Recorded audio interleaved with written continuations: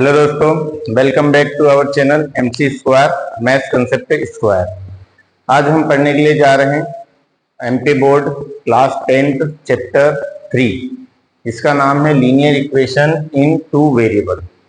इसके बारे में, इस चैप्टर के बारे में थोड़ी सी अपन ने झलक देखी थी प्रीवियस चैप्टर में, जिसका नाम था पॉलिनोमियल। उसके अंदर अपन ने देखा था टाइप्स ऑफ पॉलिनोमियल। उसके अंदर एक पॉलिनोमियल था लीनियर पॉलिनोमियल, और लीनियर पॉलिनोमियल का सेकेंड जो टाइप था, एक होता है polynomial linear equation in one variable. एक अपन ने देखा था linear equation in two variable. तो इस चैप्टर के अंदर आपको यही दे रखा है, linear equation in two variable. इसके बारे में अपन देखेंगे, थोड़ी सी डिटेल्स अपन ने उधर देखी थी। सबसे पहले तो अपन इसका जनरल फॉर्म देखेंगे। जनरल फॉर्म क्या होता है? Linear equation in two variable का जनरल फॉर्म क्या होता है? वो जनरल फॉर्म होता है ax plus by plus c is equal to 0। ये होता है ax plus by plus c is equal to 0। ये जनरल फॉर्म होता है linear equation in two variable. सबसे पहली बात इसी को अपन देखते हैं, इसको लीनियर इक्वेशन क्यों बोलते हैं? लीनियर इक्वेशन बोलने का कारण है वेरिएबल की पावर कितनी है? 1 है। जब भी वेरिएबल की पावर 1 होती है तो उसको बोलते हैं लीनियर इक्वेशन। और टू वेरिएबल क्यों बोला है? टू वेरिएबल क्यों बोला? क्योंकि इसके अंदर दो वेरिएबल है। दो वेरिएबल कौन कौन से? एक x है और एक y, इसलिए उसको बोलते हैं लीनियर। और linear equation in two variable. और लीनियर इक्वेशन का मतलब क्या होता है? लीनियर इक्वेशन वेरिएबल की power 1, max power of variable is 1, next power of variable is 1, इसलिए इसको क्या बोलते हैं? Linear equation. Linear equation. और टू वेरिएबल, दो वेरिएबल है, दोनों वेरिएबल की पावर कितनी मिलेगी आपको? 1 मिलेगी। यहाँ पे आप देख सकते हैं, यहाँ पे x और जो आपके y है, x और y है, ये आपके क्या है? वेरिएबल है, जिनकी पावर कितनी है? 1 है। और यहाँ पे जो a b और जो c दे रखे हैं, ये आपके क्या है? कांस्टेंट है, कांस्टेंट। इस टाइप से linear equation in two variable को जनरल फॉर्म को अपन समझ सकते हैं, और इसी के आधार पर ये नाम रखा गया है लीनियर इक्वेशन। लीनियर समझ में? लीनियर इक्वेशन क्यों है? तो मैक्सिमम पावर 1 है, इसलिए लीनियर इक्वेशन है। और टू वेरिएबल है, एक x है और y है, इसलिए linear equation in two variable. तो आपको सारे जो क्वेश्चंस आएंगे इसी फॉर्म में आएंगे। जैसे कि मैं एग्जांपल देता हूं, जैसे मैंने लिखा 2x plus 3y minus 11 is equal to 0। इसको आप गौर से देखिए। अब यहाँ पे देखो, जो x के साथ में जो होता है वो क्या होता है? 2 होता है। यहाँ पे x के साथ में जो है वो क्या है? a है। यहाँ पे x के साथ में जो है वो क्या है? 2। तो कुल मिलाकर के a की वैल्यू कितनी आ जाएगी? 2। अब यहाँ पे देखो y के साथ में जो है वो क्या है? b। अब y के साथ में यहाँ पर क्या है? 3 है, तो y इज इक्वल टू कितना आ जाएगा? 3। अब यहाँ पे कांस्टेंट टर्म देखो, ये कांस्टेंट टर्म बोले तो अकेला टर्म जो है वो कितना है? c। और यहाँ पे अकेला टर्म कितना है? -11। माइनस को कभी भी इग्नोर नहीं करना है। कभी सामने का नंबर के सामने का माइनस आ रहा है तो उस वैल्यू को माइनस के साथ में लिखना पड़ेगा, है ना? इस बात का विशेष ध्यान रखना। इस टाइप से बहुत सारी इक्वेशंस होती है। जैसे ये पहला एग्जांपल मैंने लिया, दूसरा एग्जांपल आप ले सकते हैं। दूसरा एग्जांपल मैंने लिया -7x प्लस या -2y plus 10 is equal to 0। आप बता सकते हैं इसमें एबीसी की वैल्यू क्या होगी? x के साथ में जो होता है वो क्या होता है? a, तो a की वैल्यू होगी -7। b की वैल्यू y के साथ में जो होता है वो क्या होता है? b। अब माइनस में है वैल्यू, तो b की वैल्यू क्या आएगी? -2। और जो अकेला जो होता है वो क्या होता है? c होता है। अब यहाँ पे देखो 10 है, अब 10 के साथ में प्लस है, तो प्लस को नहीं भी लिखोगे तो चलेगा। तो c की वैल्यू कितनी आ जाएगी? 10। आई थिंक आपको समझ में आया होगा कि एबीसी की वैल्यू मैंने कैसे कैलकुलेट करी है। ये आपका फर्स्ट इंप्रेशन है कि आपको इतना आना चाहिए इसको समझने की। सेकेंड स्टेप आती है इसको सॉल्व करने की methods. Methods to solve linear equation in two variable. Linear equation in two variable जो होते हैं उसको सॉल्व करने की मेथड्स कौन कौन सी है? सबसे पहले बात आपको ये समझना है कि जब भी लीनियर इक्वेशन को सॉल्व करना है तो उसके लिए आपको दो इक्वेशनों की जरूरत पड़ेगी। कितनी इक्वेशन की जरूरत पड़ेगी? दो। क्यों? क्योंकि वेरिएबल कितने हैं? दो है। दो वेरिएबल है तो दो इक्वेशन की जरूरत पड़ेगी। जब linear equation in one variable होता था, जो आपने देखा था, ax plus b is equal to c, 2x plus 5 is equal to 0, ऐसा कुछ, इसको क्या बोलते हैं? Linear equation in one variable. इसको क्या बोलते हैं? इस इक्वेशन को क्या बोलते हैं? Linear equation in one variable. ये आपने 8th क्लास में पढ़ा है। इसको सॉल्व करने के लिए आपको एक ही इक्वेशन की जरूरत पड़ती थी। क्यों पड़ती थी? क्योंकि इसमें एक ही वेरिएबल होता था और वो वेरिएबल कौन है? x है, और यहाँ x की पावर 1 है, इसलिए लीनियर है ना।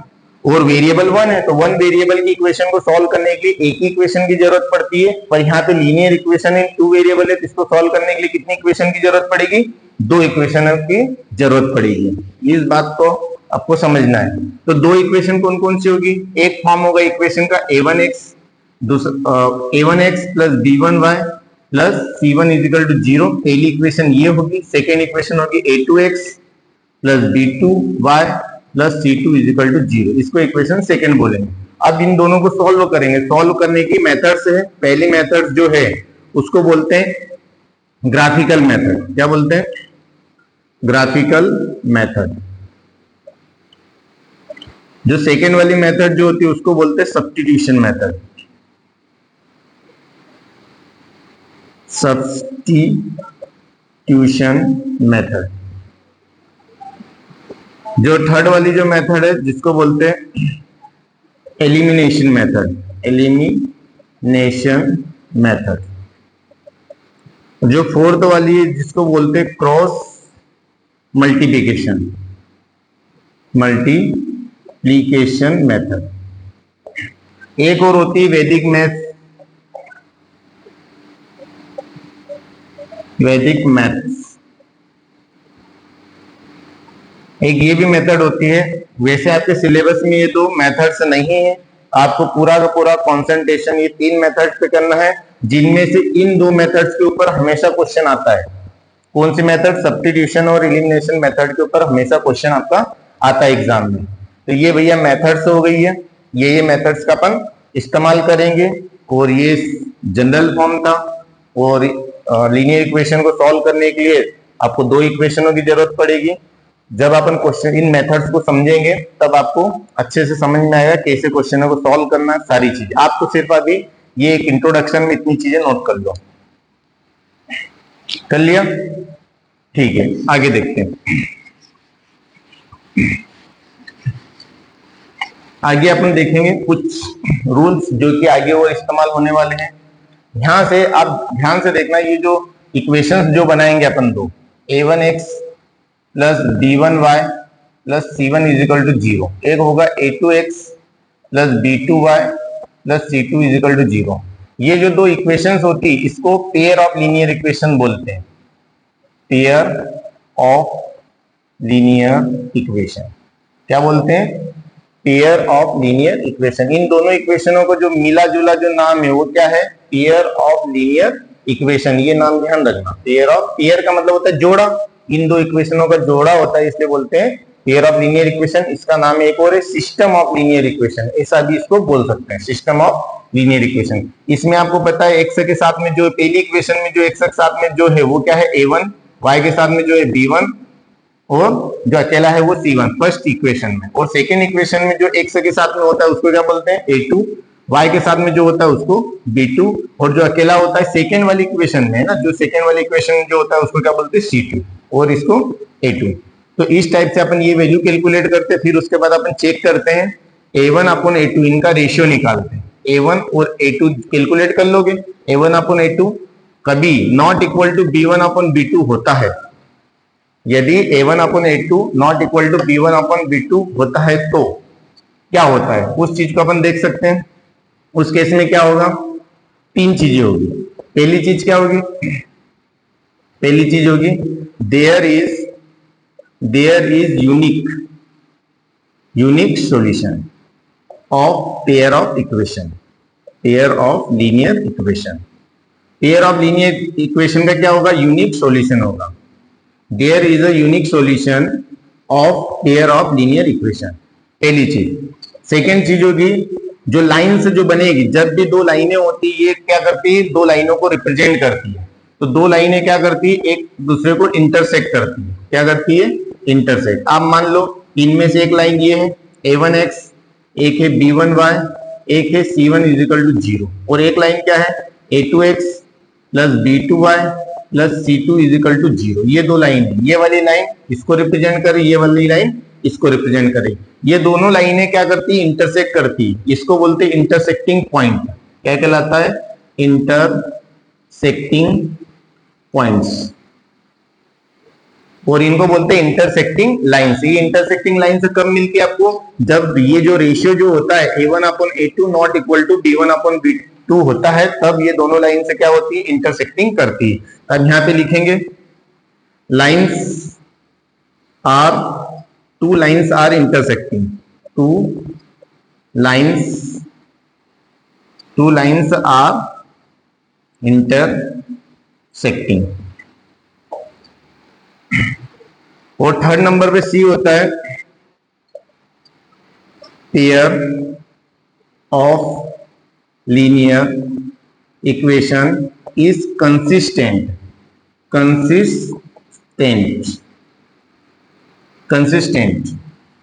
इस टाइप से तीन कंडीशंस होती है इसके अंदर। ये चीजें आपको समझने की जरूरत है। ये जो होता है इसको क्या बोलते हैं, इंटरसेक्टिंग लाइंस बोलते हैं। क्या बोलते हैं इनको, इंटरसेक्टिंग लाइंस। ये लाइन से क्या कहलाती है, इंटरसेक्टिंग लाइन से कहलाती है। जब दो लाइनें एक दूसरे को क्रॉस करती है इस टाइप से, तो उसको बोलते हैं इंटरसेक्टिंग लाइंस। और ये वाला जो पॉइंट जहां पे ये दोनों क्रॉस करते हैं उसको बोलते हैं इंटरसेक्टिंग पॉइंट। ये मिलता कब है, जब आपका ये रेशियो a1/a2 नॉट इक्वल होता है b1/b2। ये दोनों इक्वल नहीं हो तब ऐसा होता है। तो फर्स्ट कंडीशन भैया ये होती है, आपको ये कंडीशन हमेशा दिमाग के अंदर रखना है। इसके बाद में आपकी सेकेंड कंडीशन होती है, इसके बाद में आपकी जो सेकेंड कंडीशन है वो सेकेंड कंडीशन क्या होती है, a1/a2 equal to b1/b2 not equal to c1/c2। इस बात को समझना क्या कहना चाह रहा है, a1/a2 इक्वल है b1/b2। इसमें क्या था, फर्स्ट कंडीशन में a1/a2 नॉट इक्वल है b1/b2, पर सेकेंड कंडीशन में a1/a2 इक्वल है b1/b2 के, लेकिन c1/c2 इक्वल नहीं है। जब भी कहीं पर आपको ऐसा दिखे तब आपको क्या करना है, पहली कंडीशन आपकी क्या होगी, इसको बोलेंगे there is no solution. There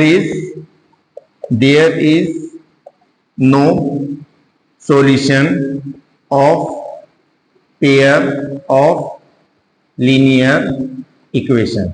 जो पेयर ऑफ लीनियर इक्वेशन होगी उसका कोई भी सॉल्यूशन नहीं होगा। इस केस में क्या होता है, दोनों लाइनें क्या होती है, एक दूसरे के पैरेलल होती है। इस टाइप से दोनों लाइनें होती है। जैसे एक लाइन रिप्रेजेंट कर रही a1x, ये हो गई b1y, ये हो गई c1 इजिकल टू 0। ये वाली लाइन कौन सी, a2x, ये हो गई b2y, ये हो गई c2 इजिकल टू 0। तो ये दोनों लाइनें क्या कर रही है, एक दूसरे को टच कहीं पर भी नहीं कर रही है। ये जो रेल होती है ना, पटरी जो होती है, ट्रेन की जो पटरी होती है, वो पटरी कैसे होती है, एकदम पैरेलल होती है। इस टाइप से होती है। ये लाइनें कभी भी इंटरसेक्ट नहीं करती, इसलिए इनका कोई भी सॉल्यूशन नहीं होगा। देखो, जब दो लाइनें जितने पॉइंट पे टच करती है वही तो सॉल्यूशन होता है। यहाँ पे जैसे दोनों लाइनें एक पॉइंट पे टच कर रही है, तो इसी को क्या बोलेंगे, यूनिक सॉल्यूशन। यूनिक बोले तो एकमात्र सॉल्यूशन, क्योंकि एक ही जगह पर टच कर रही है। यहाँ पे दो लाइनें कहीं पर भी टच नहीं कर रही है। ये दोनों लाइनें इनफाइनाइट तक ऐसी बढ़ती रहेगी, पर कहीं पर भी टच नहीं करेगी। टच करती है तो ही सॉल्यूशन मिलता है।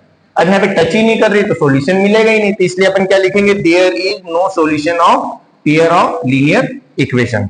सेकेंड कंडीशन क्या होगी, सेकेंड कंडीशन आपकी होगी टू लाइंस आर पैरेलल। यहाँ पे इंटरसेक्टिंग कर रही है, यहाँ पे दो लाइनें इंटरसेक्टिंग कर रही है, यहाँ पे दो लाइनें क्या कर रही है, पैरेलल है। यहाँ पे क्या लिखोगे, टू लाइंस आर पैरेलल। दोनों लाइनें क्या है, एक दूसरे के पैरेलल है। थर्ड नंबर पे कंसेप्ट क्या है, थर्ड नंबर पे क्या है, यहाँ पे क्या लिखा था, थर्ड नंबर पे pair of linear equation is consistent. यहाँ पे क्या आएगा, इनकंसिस्टेंट आएगा। यहाँ पे क्या लिखोगे, pair of linear equation is inconsistent, क्या बोलेंगे इसको,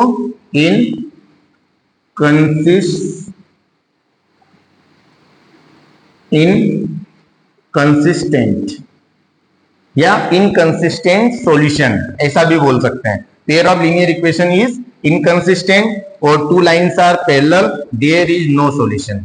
ये सेकेंड कंडीशन थी। ऐसी कैसी एक और कंडीशन है, उसको भी अपन देखते हैं। वो कंडीशन कौन सी थी, थर्ड वाली कंडीशन देखते हैं। थर्ड नंबर वाली कंडीशन ऐसी है, A1 अपॉन A2 इक्वल है B1 अपॉन B2 इक्वल है C1 अपॉन C2। इस केस में क्या होता है, तीनों रेशियो जो रहते हैं यहां से निकालोगे भैया, A1 upon A2, B1 upon B2, C1 upon C2, ये निकालोगे। ये रेशियो कभी तीनों का कभी इक्वल आ गया तो उस केस में क्या होगा, लाइन्स आर कोइंसिडेंट। लाइन्स क्या रहेगी, एक के ऊपर एक रहेगी। एक लाइन ये जा रही है, इस लाइन की इक्वेशन क्या है आपकी, A1x plus B1y plus C1 is equal to 0। और एक दूसरी लाइन है वो भी इसी के ऊपर रहेगी, दूसरी लाइन भी इसी के ऊपर रहेगी। उसकी इक्वेशन क्या होगी, A2x plus B2y plus C2 is equal to 0। दोनों लाइनें एक के ऊपर एक रहेगी, इसको बोलते हैं कोइंसिडेंट लाइन्स। इसमें पहली कंडीशन क्या मिलेगी, इसमें पहली कंडीशन क्या मिलेगी, जैसे इसमें यूनिक सॉल्यूशन मिला था, इसमें नो सॉल्यूशन मिला था, इसमें मिलेगा there are infinite many solution. इसमें क्या मिलेगा, there are infinite many solution. इसमें देयर इज नो सॉल्यूशन, इसमें there is a unique solution, एक सॉल्यूशन मिलेगा इस कंडीशन में। इसमें आपको कोई भी सॉल्यूशन नहीं मिलेगा, इसमें आपको बहुत सारे ढेरों सॉल्यूशन मिलेंगे। क्यों, क्योंकि ये दोनों लाइनें बहुत सारे पॉइंट पे टच कर रही है, इनफाइनाइट मेनी पॉइंट पे टच कर रही है, इसलिए इनका सॉल्यूशन क्या होगा, इनफाइनाइट मेनी। जितने पॉइंट पे टच करेगी उतने सॉल्यूशन। यहाँ पे एक पॉइंट पे टच कर रही थी, यूनिक सॉल्यूशन, यूनिक बोले तो एक सॉल्यूशन, और यहाँ पे कई पर भी टच नहीं कर रही थी, मतलब नो सॉल्यूशन। यहाँ पे दोनों लाइनें एक के ऊपर एक है, ऐसी चिपकी हुई है, तो भैया चिपकी हुई तो हर पॉइंट के ऊपर टच करेगी, तो उस केस में इसके क्या सॉल्यूशन होंगे, there are infinite many solution. Second condition क्या होगी, सेकेंड कंडीशन होगी टू लाइन्स आर, यहाँ पे क्या थे, टू लाइन्स आर इंटरसेक्टिंग। यहाँ पे टू लाइन से क्या थे, पैरेलल, यहाँ पे क्या है, टू लाइन्स आर कोइंसिडेंट। यहाँ पे लिखेंगे टू लाइन्स आर कोइंसिडेंट या कोइंसिडेंट लाइन्स। सी वाला आपको क्या मिलेगा, इसमें सी वाला क्या मिला था, pair of linear equation is consistent. इसमें क्या बोला था, इनकंसिस्टेंट। यहां पे क्या लिखोगे, pair of linear equation is dependent consistent. इसको बोलते हैं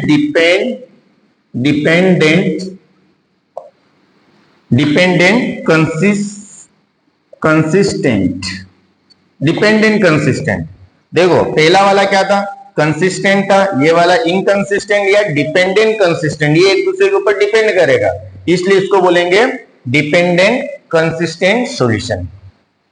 एक बार आप और समझ सकते हैं, क्योंकि ये पूरे एक्सरसाइज में यूज होने वाला है, इसके बिना आप एक्सरसाइज बिल्कुल भी नहीं कर सकते। इसके ऊपर ऑब्जेक्टिव में हमेशा क्वेश्चंस आते हैं, आप हमेशा देखेंगे कि इसके ऊपर आपको हर साल एग्जाम में क्वेश्चन मिलता है, एक नंबर में एक दो क्वेश्चन जरूर आते हैं। इसको एक बार और समझिए। आपको सबसे पहले क्या निकालना रहेगा, ये दो इक्वेशंस दी रहेगी, A1 B1 C1 निकालना रहेगा। दूसरी इक्वेशन से A2 B2 C2 निकालना रहेगा। फिर आपको देखना है कि A1 upon A2 B1 upon B2 के इक्वल है या नहीं। कभी नहीं इक्वल है तो आप क्या क्या बातें कर सकते हो, क्या क्या हो सकता है। ये कभी इक्वल नहीं है तो क्या क्या हो सकता है, there is a unique solution, two lines are intersecting, दोनों लाइन एक दूसरे क्या करेगी, क्रॉस करेगी। Pair of linear equation is consistent, दोनों लाइनें क्या होगी, पेयर ऑफ लीनियर इक्वेशन क्या रहेगी, कंसिस्टेंट रहेगी। इसमें सेकंड कंडीशन में कभी रेशियो पहला और दूसरा इक्वल आ जाए, थर्ड वाला इक्वल नहीं आए, तो आप क्या बोलोगे, लाइंस क्या है, एक दूसरे के पैरेलल है, और नो सॉल्यूशन, कोई भी सॉल्यूशन नहीं होगी। Two lines are parallel, pair of linear equation is inconsistent. यहाँ पे थर्ड कंडीशन में तीनों के तीनों इक्वल होंगे, तीनों इक्वल आ जाए तो क्या होगा, infinite many solution. Lines are coincident, मतलब एक के ऊपर एक रहेगी। Pair of linear equation is dependent consistent. तो भैया ये ध्यान रखना, कभी कभी ऑब्जेक्टिव में उल्टा पूछ लिया जाता है, कभी कभी ये पूछ लिया जाता है कि there is a unique solution of pair of linear equation, फिर ऑब्जेक्टिव में एक ये दे दिया, एक ये दे दिया, एक ये दे दिया और एक और नन दे दिया, नन ऑफ दिस, तो फिर कौन सा टिक लगाओगे? ये लगाओगे। कभी क्वेश्चन में ऐसा दे दिया जाता है कि pair of linear equation is inconsistent, तो उस केस में आपको बता दिया कि क्या क्या होगा, एक ये दे दिया, एक ये दे दिया, एक ये दे दिया, आप बता सकते क्या होगा? ये होगा। कभी कभी आपको ये बोल दिया कि टू लाइंस आर कोइंसिडेंट, और फिर आपको एक ये दे दिया, एक ये दे दिया, एक ये दे दिया, फिर आपसे पूछा गया कौन सा सही होगा, तो आप क्या बताओगे? टू लाइंस आर कोइंसिडेंट होगी तो ये होगा आपका। समझ में आया कि नहीं? तो ये भैया इस चैप्टर का इंट्रोडक्शन है, यहाँ पे आपका इंट्रोडक्शन खत्म होता है, इसको आप बहुत अच्छे से नोट कर लीजिएगा, समझिएगा। नेक्स्ट जो आपका वीडियो जो बनेगा उसमें अपन जो एक्सरसाइज आपकी जो फर्स्ट है उसमें ग्राफिकल मेथड दे रखी है, तो ग्राफिकल मेथड को पहले समझेंगे। फिर एक्सरसाइज जो सेकंड दे रखी है उसमें आपको सब्स्टिट्यूशन मेथड दे रखी है, तो उनके ऊपर सवाल करेंगे। एक्सरसाइज जो थर्ड दे रखी है उसमें अपन को एलिमिनेशन मेथड दे रखी है, और फिर उसके बाद में ये चैप्टर खत्म हो जाएगा। इस वीडियो को करते यही पर समाप्त। पढ़ते रहिए। Best of luck. Thank you very much.